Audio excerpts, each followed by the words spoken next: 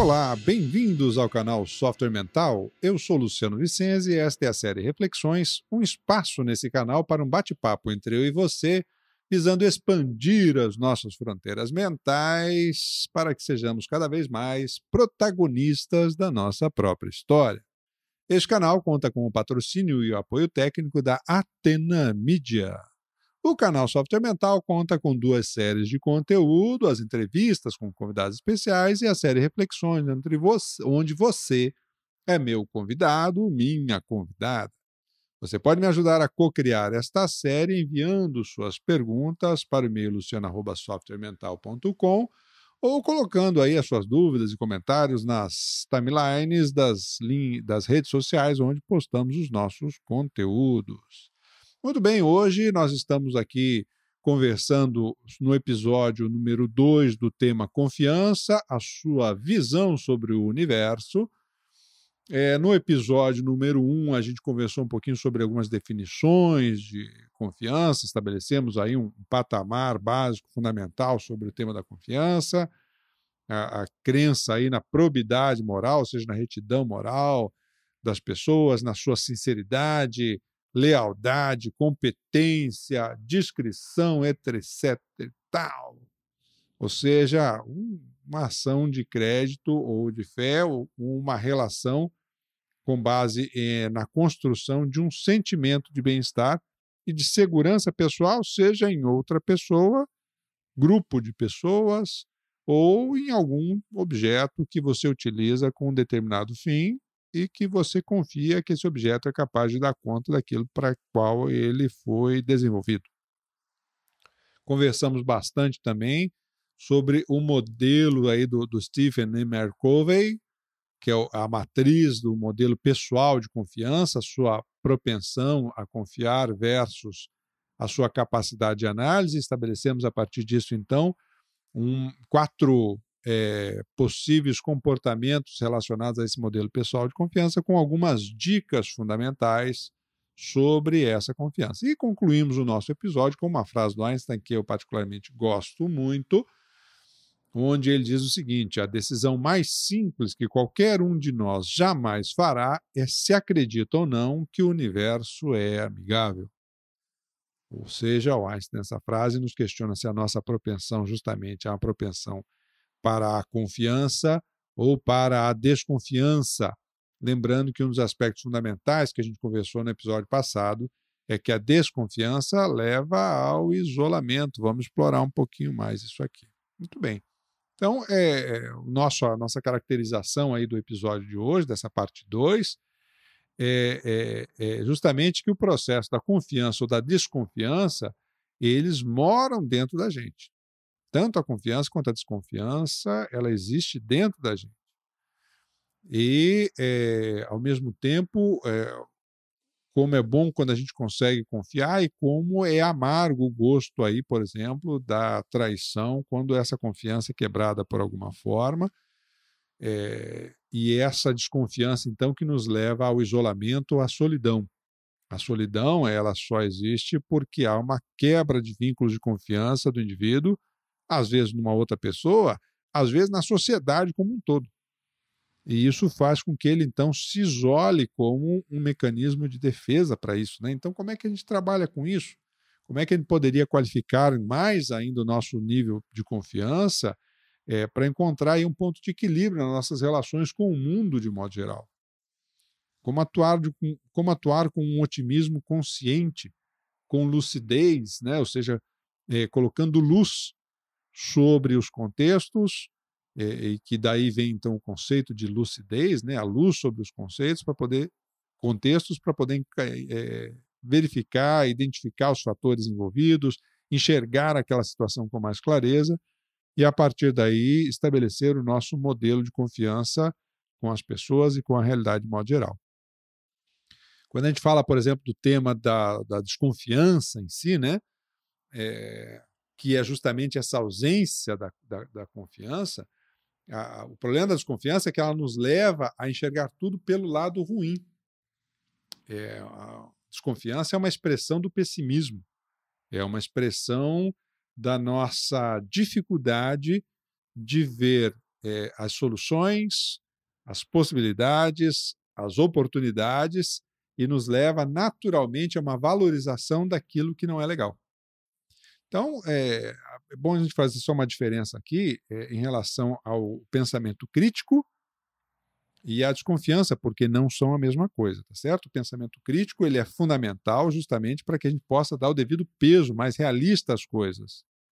Mas o realismo muitas vezes é confundido, pelo menos por muita gente, com pessimismo, porque então ele extrai dos contextos sempre o lado pior. Normalmente, a pessoa desconfiada, ou que tem esse pessimismo, é uma pessoa que sofre muito com o uso inadequado da sua amígdala cerebral, ou seja, o nosso cérebro possui um radar fundamental para diferenciar ou identificar sinais de perigo. A nossa amígdala cerebral, temos uma em cada hemisfério cerebral, ela é esse radar que fica monitorando possíveis ameaças à nossa vida. E nessa identificação, o cérebro usa esse mecanismo, geralmente, como um sistema de defesa visando preservar a vida. Isso vem desde o nosso histórico aí como caçadores-coletores, há 70 mil anos atrás, onde o indivíduo vivia lá na selva e ele tinha que estar atento a todos os lados, a todos os instantes, em todas as circunstâncias, para poder não ser pego de surpresa, sei lá, por um animal qualquer lá que viesse extinguir a sua vida. Então, essa é uma característica humana de identificar pontos de problemas ou pontos de perigo. A diferença é se a gente entra, então, a partir disso, um uso exagerado dessa tendência biológica para sempre estar procurando nos contextos o lado pior, o lado de ameaça, o lado de perigo. E muitas pessoas, então, se defendem previamente de qualquer coisa, de antemão e sem querer conversa, buscando sempre o lado pior das coisas. Então, normalmente, o pessimista é um inseguro por natureza. O pessimista é uma pessoa que sofre muita dificuldade em relação aos seus medos e tem muito medo, normalmente, da entrega, tem muito medo de se expor, tem muito medo da fragilidade, tem muito medo da vulnerabilidade, que é um conceito que a gente já explorou aqui quando a gente discutiu os episódios sobre coragem. O tema da vulnerabilidade, tão bem explorado aí pela Brené Brown, no livro A Coragem de Ser Imperfeito, né? Então, um conceito que começa a surgir na hora que a gente vai se aprofundando aí na desconfiança é justamente o egocentrismo. A pessoa que mantém exageradamente o foco sobre si ou sobre os seus próprios interesses.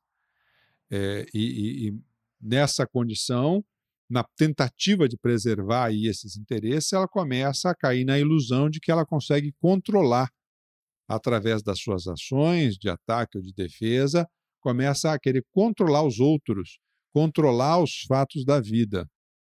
E isso é uma ilusão. Você não controla ninguém. Eu costumo brincar dizendo que a gente não controla nem a própria boca, porque de vez em quando o dente morde a nossa própria língua. Então, a gente já tem uma dificuldade grande com o autocontrole, imagina querer controlar os outros, que são universos à parte, que têm ideias próprias, necessidades próprias e por aí vai. Então, a pessoa, muitas vezes, nessa questão do egocentrismo, de tentar o tempo inteiro preservar os próprios interesses, ela entra numa linha de controle que é uma furada. E isso, muitas vezes, então, traz junto um outro conceito, que é a carência, né? A carência é justamente a dificuldade de valorizar ou receber as coisas, os benefícios, os aportes, as contribuições dos outros de uma forma mais positiva. Há uma desconfiança em relação à intenção do outro, né? Aquela pessoa que, por exemplo, desconfia quando elogiam ela. Não, se a pessoa está me elogiando, é porque ela quer alguma coisa em troca. Ou se a pessoa está me elogiando, é porque ela não me conhece bem. Porque se conhecesse, ia ver que não é bem isso. Então, a pessoa parte de uma desconfiança. E que, na verdade, traduz aí, nesse caso aí, ou nesse sentido, uma carência, né? Uma carência grande aí para poder reconhecer esses aportes, esses apoios que a gente recebe na vida, e todos nós recebemos apoios e suportes na vida, Mas por desconfiar aí da intenção dos outros, ela acaba tendo muita dificuldade com um tema que a gente vê muito nas redes sociais hoje, que é a gratidão. A gratidão, ela só existe quando você, de fato, confia na intenção dos outros. Quando você acha que os outros podem fazer qualquer coisa por você por uma segunda intenção, o que a pessoa valoriza nesse caso são as perdas e as carências dela. Qual é o problema? O problema é que ninguém supre a sua carência, ninguém é capaz de suprir a sua carência. Infelizmente, muitas das relações que se estabelecem, elas são estabelecidas em cima das carências. Então, a gente espera que o outro ou a outra pessoa seja o conceito aí de suficiência, né? Seja omni, tem que ser quase um deus ou uma deusa para suprir todas as carências da pessoa. Isso não existe. Então, aqueles relacionamentos pautados em muitos conflitos, em muitos desentendimentos, muitos desacordos, porque um fica esperando que o outro supra aquilo que ele não tem. Não tem como, isso aí é um balde furado. Você enche por um lado e esvazia pelo outro, porque a pessoa não é capaz de desenvolver a gratidão, ou seja, o reconhecimento e a valorização do que recebe, porque ela está sempre olhando o lado pior das coisas. Então, a desconfiança ela é pautada no medo, e enquanto a pessoa não trabalhar os seus medos, ela não consegue confiar em nada, nem em ninguém, nem em si mesmo. Nem em si mesmo. E é daí que vem justamente o senso de solidão, o senso de não se sentir parte efetivamente, incluído efetivamente, seja numa relação a dois, seja numa relação grupal, social, empresarial e por aí vai. Isso tem uma série de implicações aí ruins, né, para a gente de modo geral. Então, como é que a gente começa a trabalhar melhor essa reflexão, né, para expandir aí as nossas fronteiras mentais em relação ao tema da confiança? Como é que a gente pode analisar isso melhor, né? Partindo aí então da premissa que a confiança é uma propensão básica, uma predisposição íntima para confiar que as coisas caminham para melhorar, ou seja, uma predisposição ao otimismo mais consciente, o otimismo mais realista e ao mesmo tempo esperançoso, de que a gente possa considerar as possibilidades e oportunidades como um bom desafio à nossa inteligência e à nossa capacidade de concretizar as coisas, né? E é daí que vem aquela frase do Einstein lá sobre a propensão a considerar o universo amigável. Ou seja, temos um problema, existe o problema, mas também temos a capacidade e os recursos para poder resolvê-lo, né? O problema existe na nossa relação com os fatos. Então, o problema existe por causa da consciência. E a solução existe na mesma consciência. Somos nós que mudamos a nossa abordagem, ou o nosso approach, a nossa relação com algo para tornar esse algo melhor de alguma forma, né? Do ponto de vista dessa relação com o outro, eu só consigo desenvolver a confiança se eu experimentar a empatia. Cuidado para não confundir empatia com simpatia, que tem a mesma base, né, na palavra, né, que é apatia, ou pathos, do grego, né? A apatia, por exemplo, é a não consideração pelas necessidades de si nem do outro. A simpatia já é um sentimento positivo, né, de gostar da outra pessoa. A antipatia, pelo outro lado, é justamente a gente desgostar de algo ou de alguma pessoa, né? Empatia é um conceito onde a gente procura entender a realidade do outro, mas não há um envolvimento emocional, como há na simpatia ou na antipatia. Simpatia e antipatia têm um componente emocional de afeto ou desafeto aí na história. A empatia não. A empatia é a sua capacidade de se colocar no lugar do outro, entender a realidade do outro e, ao mesmo tempo, manter a sua isenção para entender essa condição do outro, né? Ou seja, como os outros agem, por que agem de uma determinada forma. Para isso, eu preciso de entender melhor a percepção do outro sobre uma dada realidade, o que ele pensa, o que ele sente sobre aquela realidade, que viés ele utiliza para entender aquela realidade, como ele construiu um determinado pensamento sobre aquela realidade, que premissas ele considerou, que pontos de partida ele usou para chegar àquela percepção da realidade. Então, existem dois tipos de empatia. O Daniel Goleman, no livro Foco, por exemplo, ele destaca a empatia cognitiva, que é uma empatia de base mental. É você, então, realmente tentar entender os caminhos mentais que a pessoa utilizou para chegar numa dada conclusão, por que que ela construiu essa relação de causa e efeito. Então, eu estou fazendo uma leitura, né? A empatia cognitiva é uma leitura sobre a realidade do outro. É muito usada, por exemplo, pelos psicólogos, médicos, advogados, todas aquelas profissões onde eu preciso entender mais da realidade do outro sem um envolvimento emocional com isso. Você imagina, você vai lá num psicólogo e você começa a contar os seus problemas e ele começa a chorar junto com você lá. Lascou o pau da goiaba, tá certo? Ou seja, o negócio detonou, furou.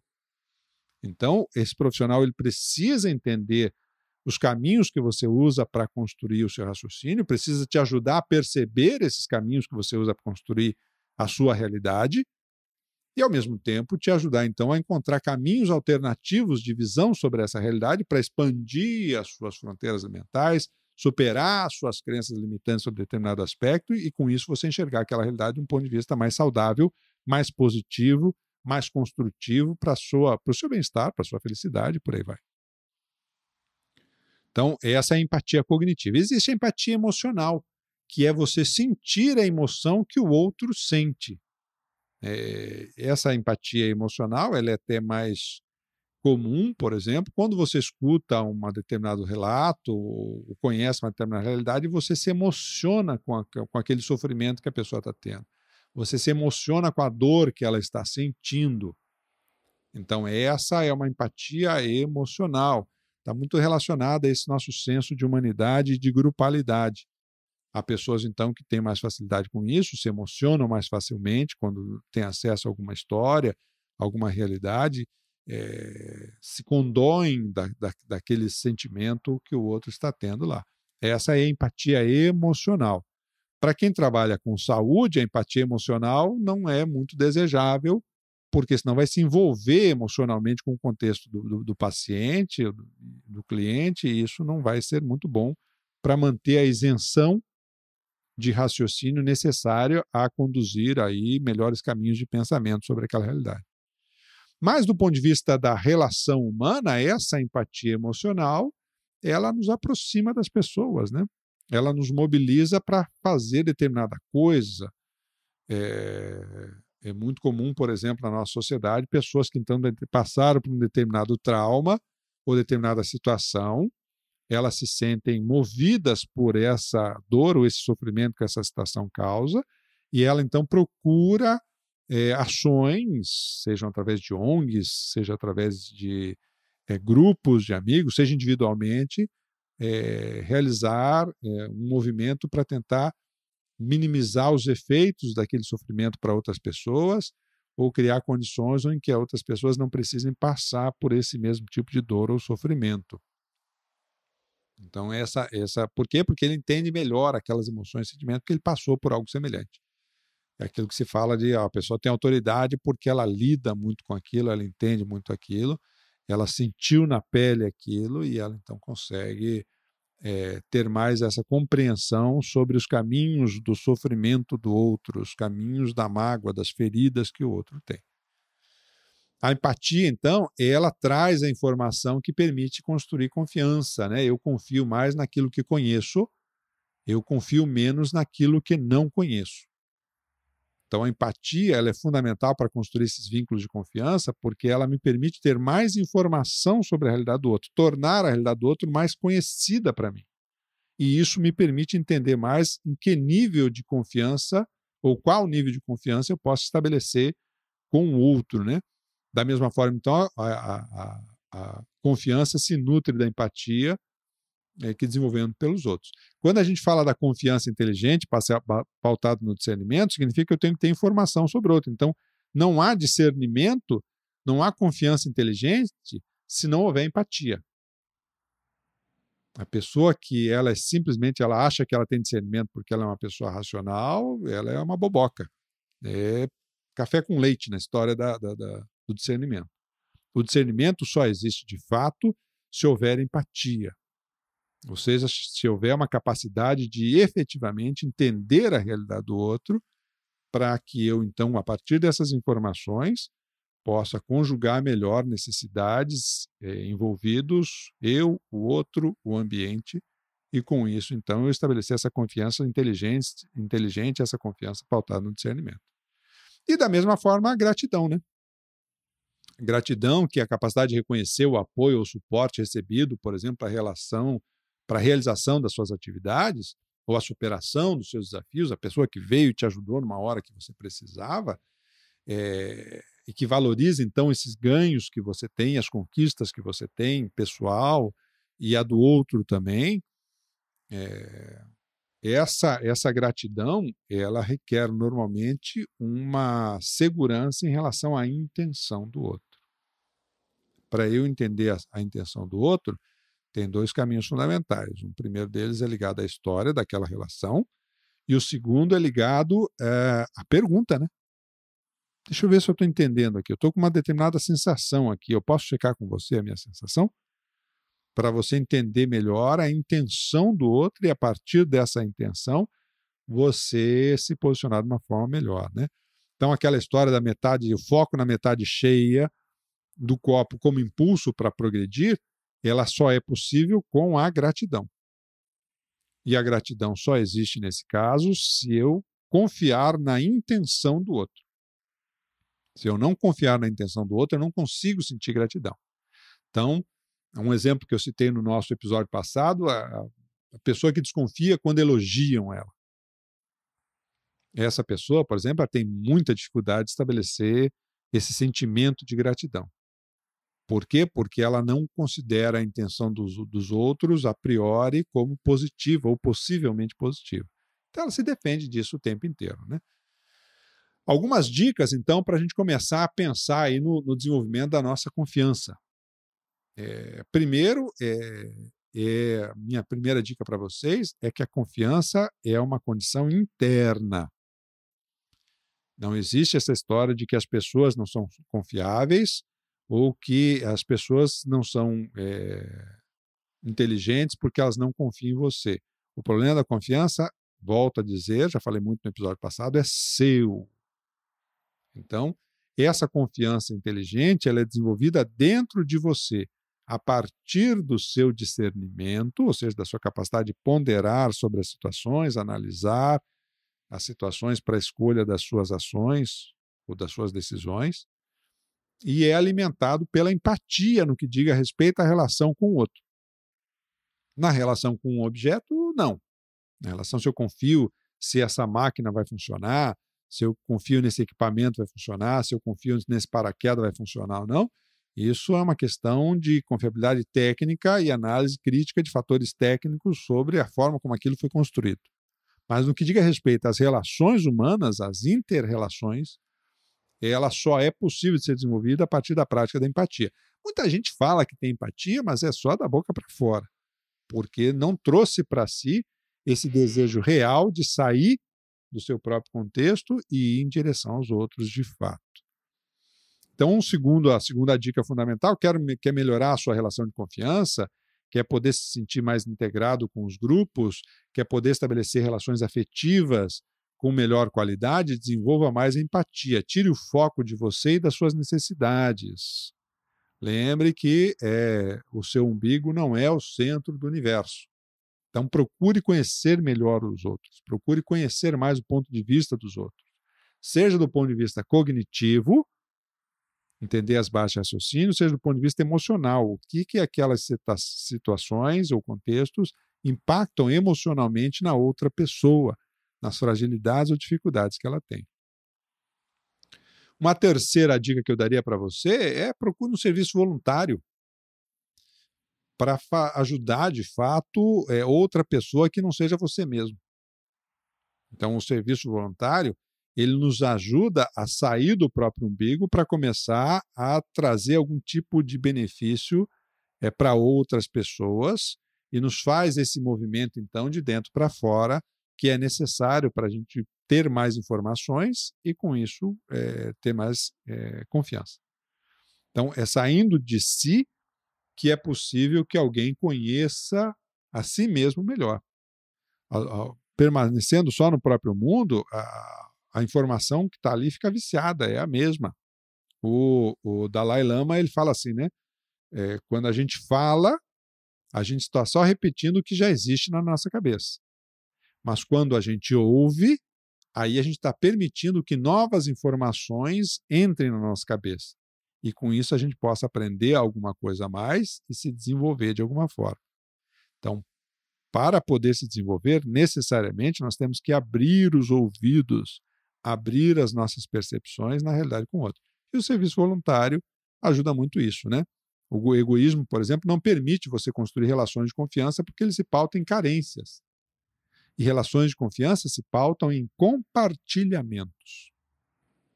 Então, a assistência, nesse caso, é um caminho lógico para o desenvolvimento interpessoal.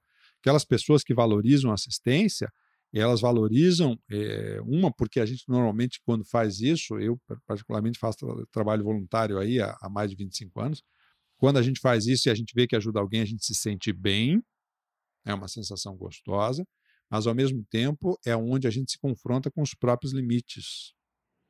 E isso permite, então, a gente, aos poucos, ir expandindo esses limites, expandindo as nossas fronteiras mentais. Uma quarta dica que eu daria para você: identifique os seus medos, de que natureza são os seus medos. Quais são as suas feridas em relação a determinados contextos. Se elas são suas, não transfira a responsabilidade dessas feridas para os outros.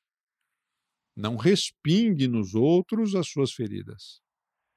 É preciso que a gente, então, se volte para si mesmo, trate essas próprias feridas, para poder entender que elas são nossas, não são dos outros. Não culpe os outros pelos seus problemas. O que nós temos que fazer é desenvolver a nossa confiança inteligente e o nosso discernimento para saber aonde que efetivamente eu posso me colocar de uma forma mais aberta e exposta e aonde é preciso que eu saiba me preservar um pouco mais. Hoje a gente vê, por exemplo, excessos de exposição na mídia social, e esse excesso de exposição, muitas vezes, é um reflexo de uma tentativa de compensação interna do que falta na própria pessoa. Então, ela busca uma compensação externa, para tentar compensar uma falta interna. E, em quinto lugar, então, fique mais atento às intenções, declare mais as suas intenções. Vocês sabem que a gente tende a julgar os outros pelo comportamento dos outros, e a gente se julga pelas nossas intenções. E esquece que intenções e comportamento nem sempre são a mesma coisa.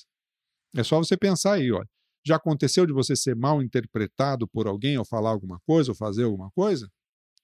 Isso porque, nesse momento, a gente foi incompetente entre ter uma intenção e expressar essa intenção através dos nossos comportamentos. Isso já aconteceu, provavelmente já aconteceu com você, comigo, ou já aconteceu várias vezes, é uma coisa extremamente comum. Como é que eu posso diminuir um pouco isso, ou fazer a profilaxia, a prevenção disso, declarando mais as nossas intenções e perguntando, conversando com o outro sobre as intenções dele antes de julgar os atos? Porque às vezes foi só uma má expressão de uma determinada intenção.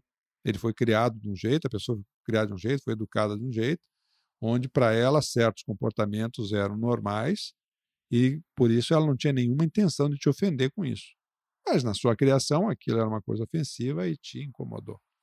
Então essa base da confiança é que nos permite enxergar aí o futuro e as nossas possibilidades de uma forma mais aberta, mais positiva. Nos ajuda aí a enxergar novos caminhos para a gente se desenvolver, crescer e ser mais feliz. Eu gosto muito de uma frase aí do Peter Diamandis, lá no livro Abundância, onde ele faz uma exaltação desse aspecto positivo em que nós estamos hoje na humanidade. E caminha justamente por uma abordagem que ele faz, que nós nunca estivemos tão bem na humanidade como estamos hoje. Então, ele diz mais ou menos assim, ó, estamos vivendo vidas mais longas, mais ricas, mais saudáveis e mais seguras. Aumentamos maciçamente o acesso aos bens, serviços, transporte, informação, educação, remédios, meios de comunicação, direitos humanos, instituições democráticas, abrigos mais duráveis e assim por diante. Ou seja, o mundo melhorou muito aí nos últimos séculos em relação às condições que tínhamos no passado mais distante. Nós aqui do Software Mental convidamos então você para que sejamos todos aí mais otimistas e confiantes de que podemos, tanto do ponto de vista individual como coletivo, fazer o mundo cada vez melhor. E isso depende, em primeiro lugar, de como a gente trabalha a nossa confiança pessoal e o desenvolvimento dessa confiança inteligente para que a gente possa estabelecer as nossas relações a fim de produzir resultados benéficos a todos nós. Tá certo? Então vamos aí terminando esse nosso segundo episódio da série sobre a confiança. No próximo episódio a gente vai conversar um pouco aqui sobre as relações de confiança nas organizações. Como é que acontece isso lá no ambiente profissional e quais são os impactos dessas relações de confiança ou desconfiança. Muito bem, pessoal. Estamos chegando então aí ao final do mais um episódio do nosso podcast, da série Reflexões. Por que tratamos desses temas aqui no canal Software Mental? Porque confiamos que o mundo é um cenário de oportunidades para quem expande aí as suas fronteiras mentais, que achamos que você merece aproveitar essas oportunidades. Mande aí o seu e-mail para luciano@softwaremental.com, curta os nossos podcasts, se inscreva no nosso canal do YouTube. Nos vemos aí no nosso próximo episódio. Um grande abraço. Tchau.